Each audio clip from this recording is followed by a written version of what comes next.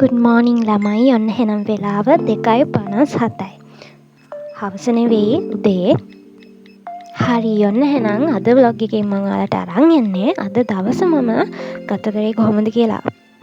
ඉතින් ළමයි මේ තියෙන්නේ මගේ ස්ටඩි ටේබල් එක. ඔන්න බලන්න ලස්සනයිද කියලා. ලස්සන නෑ ළමයි මේක අස් කරන්න වෙලාවක් තිබුණේ නෑ. ඉතින් ළමයි මේ දවස්වල මට ගොඩාක් වැඩ තියෙනවා. මොකද අපේ සෙකන්ඩ් MBBS එකට දැන් ගොඩාක් කිට්ටු. මාස 2ක් වගේ තමයි තියෙන්නේ. ඉතින් මම මේ හෝ ගාලා පාඩම් කරන්නේ ෆස්ට් ටර්ම් එකේ ඒවා. ඔයාලා දන්නවනේ ෆස්ට් ටර්ම් එකේ අලුතින් කැම්පස් එකට ගියේ. ඉතින් මට ෆස්ට් ටර්ම් එකේ ලොකුවට වැඩක් කරන්න තේරුන්නේ නැහැ. ඒකින් හින්දා මම ෆස්ට් ටර්ම් එකේ අපිට තිබ්බ කන්ටෙන්ට්ස් වලින් භාගයක්ම කම්ප්ලීට් කරේ නැහැ. ඉතින් මේ දමවාගෙන උදේ පාන්දර නැගිටගෙන මම මේ ඒව තමයි කම්ප්ලීට් කරන්නේ. විභාගෙට කිට්ටු වෙලා හොඳටම ස්ට්‍රෙස් වෙලා ඒ ටික කම්ප්ලීට් කරනවා. ඉතින් ළමයි එක්සෑම් එකකට කලින් රෙඩි වෙන්න කියන්නේ ඕක තමයි.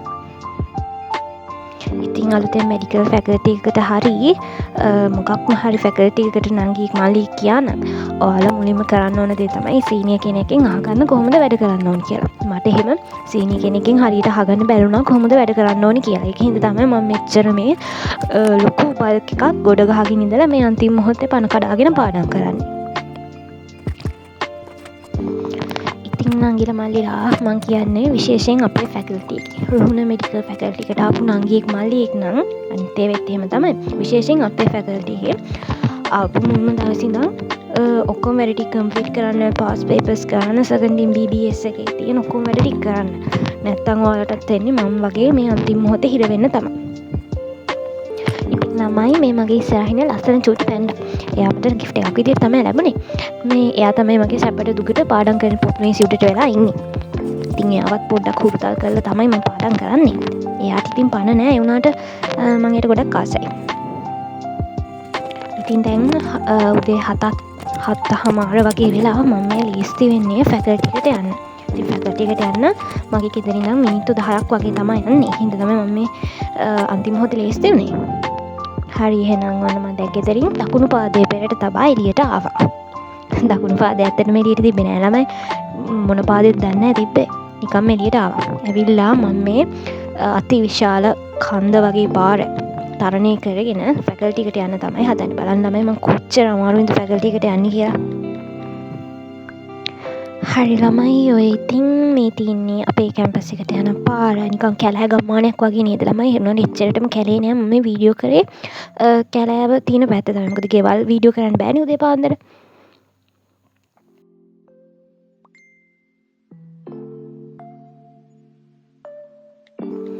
ඔන්න ඉතින් මම දැන් ෆැකල්ටි එකට ඇවිල්ලා මම මේ කෙලින්ම යන්නේ ලයිබ්‍රරි එකට. ඔය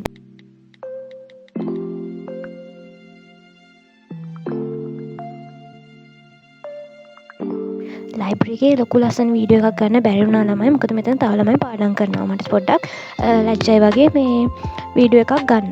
ඒක හින්දා මේ මම ඉතින් මාව ફોකස් කරලා පොඩි වීඩියෝ එකක් ගත්තා ලයිබ්‍රරි එකේ. දවසක මම ලයිබ්‍රරි එකේ ලොකු බ්ලොග් එකක් අරගෙන එන්නම්.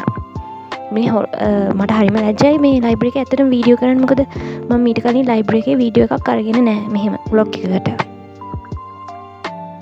ඉතින් ළමයි ඔය ඉන්නේ මම පොතකුත් අරගෙන. මොකද ගෙදර ඉඳන් මේ පොත් ටික අරගෙන යන්න බෑ. පොත් ගොඩක් ලොකුයිනේ. ඉතින් මේ ඊට වඩා ලේසියි ලයිබ්‍රරි එකෙන් පොතක් අරගෙන වැදගත් කරුණු ටික නෝට් ඩවුන් කරගන්න එක. මම මේ දැන් ඒක තමයි කරන්නේ. ඔය එකපාරටම එළියුනේ ළමයි ඉර එළිය වැටිලා නෙමෙයි. මේ මම වීඩියෝ එකේ මේ බ්‍රයිට්නස් එක වැඩි කරා.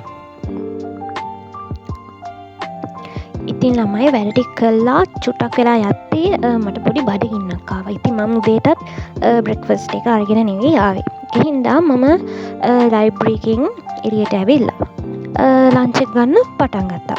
ඇත්තටම ළමයි මම ගොඩක් දුර ගියේ නැහැ ලන්ච් එක ගන්න. ලයිබ්‍රරි එකට එහා පැත්තෙන් තියෙන ස්ටඩි ඒරියා එකේ තමයි ලන්ච් එක ගන්න ගියේ. ඉතින් මේ තියෙන්නේ අපේ ෆැකල්ටි එකේ අවුට්ඩෝර් ස්ටඩි ඒරියා එක.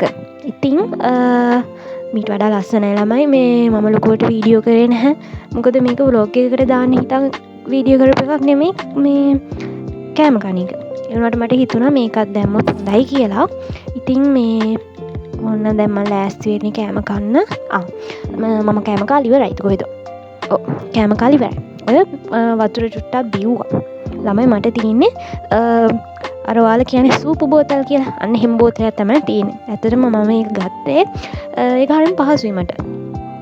ඊළඟට මම මේ ඔයාලට පෙන්නන්නේ මම වාඩි වෙලා හිටපු බෙන්ච් එක ළඟ තියෙන ගහ. ඇත්තට මේක හරිම ලස්සන ගහක්. මම මේ ගහට හරිම ආසයි. ඉතින් ළමයි මම දැන් ආයෙත් මගේ සුපුරුදු ස්ථානයට ලයිබ්‍රරි එකට යන්න හදන්නේ. ඊට කලින් මෙන්න මම පොඩ්ඩක් වටේ ලස්සනට වීඩියෝ කරා. ලස්සනමත් නෑ නේද? මගේ වීඩියෝ එච්චර හොඳ නැහැ. මම පහුවෙලා ඉගෙන ගන්නකො ලස්සනට වීඩියෝ කරන්න හැටි. ඉතින් ඔන්න දැන් ලයිබ්‍රරි එකට ගියා. මේ තියෙන ලයිබ්‍රරි එකේ අපි බෑග්ස් තියෙන තැන. ඔය ලස්සනට තියෙන නිල් පාට බෑග් එක මගේ බෑග් එක. ඉතින් මම බ්ලූ කලර් එකට තමයි ආස. ඒකින් හින්දා තමයි ඔක්කොම බඩු නිල් පාටින් තියෙන්නේ. ළමයි ඉතින් මට ආයේ ලයිබ්‍රරි එකට යන්න බැරි වුණා. මොකද මේ අපිට ලෙක්චර් එකක් තියෙනවා කියලා මම මැසේජ් එකක් දැක්කා. ඉතින් මම මේ ලෙක්චර් එකට තමයි යන්නේ. ඇනටොමි ඩිපාර්ට්මන්ට් එකේ තමයි ලෙක්චර් එක තියෙන්නේ. ඉතින් මේ ඇවිදගෙන ගිහින් මම ටියුට් රූම් එකකට ආවා ලෙක්චර් එක පටන් ගන්නකම් පොඩ්ඩක් වෙලා ඉන්න. ඉතින් එතකොට මෙතනින් අපේ අලුතෙන් හදපු වල දන්නවනේ පේරාදෙනිය වල වගේ වල. ඒ තරම් ලොකු නෑ පුංචි වලක්. ඉතින් මේ ඒක පේනවා. ඉතින් මම ඒක වීඩියෝ කරා. ඔයාලටත් පෙන්නන්න. බලන්නකෝ. ඒක හරිම ලස්සනයි. ඉතින් මේ තියෙන අපේ ටියුට් රූම් එකක්. ඔය තියෙන අපේ ටියුට් රූම් එකේ වාඩි වෙන පුටු ටික. ඉතින් මේ ඉන්නේ මගේ ටියුට් රූම් එකේ ඉන්න හොඳම යාළුවා. මෙයාට නමක් නෑ. ඉතින් බලන්නකෝ එයා හැම වෙලේම හක බලාගෙන තමයි ඉන්නේ. ඉතින් යාළුවන්ට හායි කියන්න. හරි. එහෙනම් ඔන්න අපි ආවා හිස්ටොලොජි ලැබ් එකට. මෙතන අපි හිස්ටොලොජි ප්‍රැක්ටිකල්ස් කරනවා. මම මෙතන නම් ලොකුවට වීඩියෝ එකක් ගත්තේ නෑ ළමයි.